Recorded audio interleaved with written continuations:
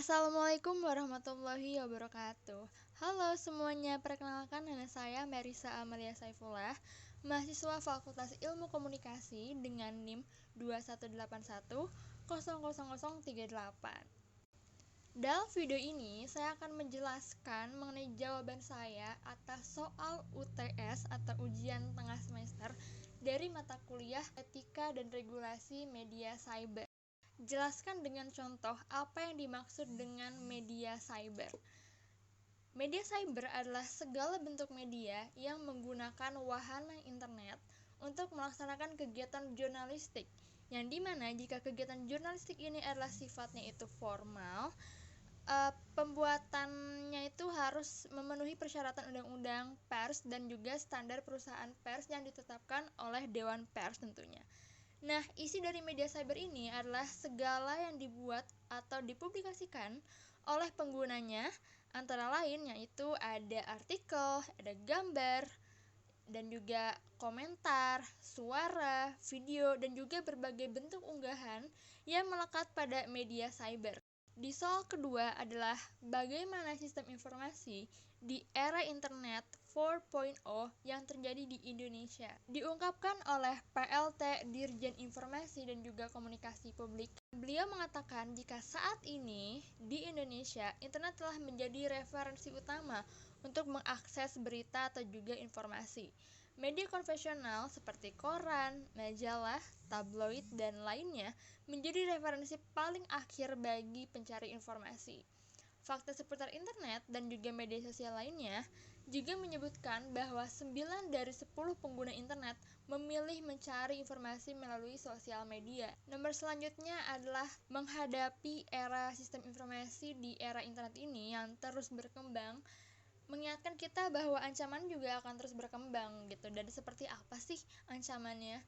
Beberapa ancaman yang sering dihadapi oleh sistem informasi meliputi yang pertama ada serangan malware, yang kedua ada serangan cybercrime, kejahatan cyber seperti peretasan atau hacking, pencurian identitas dan pencurian data mengancam keamanan dan privasi data, social engineering, pelaku yang biasanya menggunakan teknik manipulasi psikologis untuk memperoleh akses ke sistem informasi dari orang dalam. Dan yang terakhir adalah serangan DDoS atau Distributed Denial of Service.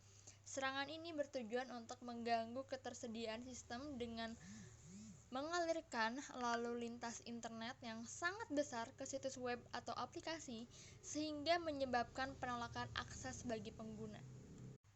Selanjutnya adalah jelaskan asumsi dasar teori media baru dari Pierre Navy dan juga Social Construction Technology Theory. Yang pertama ada teori media baru. Teori ini memiliki beberapa asumsi dasar yang dimana membentuk landasan pemahaman tentang media baru. Yang pertama, interaksi sosial dan integrasi sosial. Yang kedua, peran media massa sebagai agen sosialisasi. Yang terakhir adalah reproduksi stratifikasi sosial dan ketidaksetaraan. Yang kedua adalah Social Construction of Technology atau SCOT.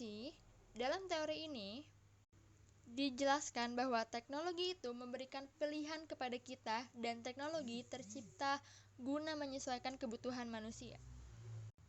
Asumsi dasar dari teori ini adalah teknologi dibangun dan dibentuk secara sosial oleh kelompok-kelompok sosial yang relevan dalam proses pembangunannya.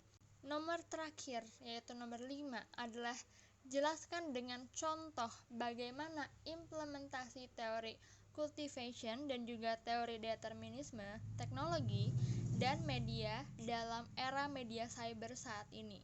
Oke, teori cultivation adalah teori yang membahas tentang bagaimana pengaruh media terhadap persepsi manusia. Contohnya adalah pengaruh dari media televisi. Setelah kita menonton acara kriminal yang mengungkapkan kejahatan-kejahatan yang dilakukan oleh masyarakat, seperti kejahatan para pedagang kecil yang menggunakan formalin dalam dagangannya, dan dari situ kita menjadi lebih pemilih dalam jajan di pinggir jalan atau memilih untuk tidak jajan di pedagang kaki lima. Yang kedua adalah teori determinisme, yaitu teknologi berbicara soal bagaimana teknologi dapat atau mampu mempengaruhi dan membentuk manusia. Contohnya, di masa sekarang, ketika kita melakukan meeting, kita tidak harus datang ke suatu tempat dan juga datang ke sebuah ruangan berkumpul bersama orang-orang untuk membahas sesuatu.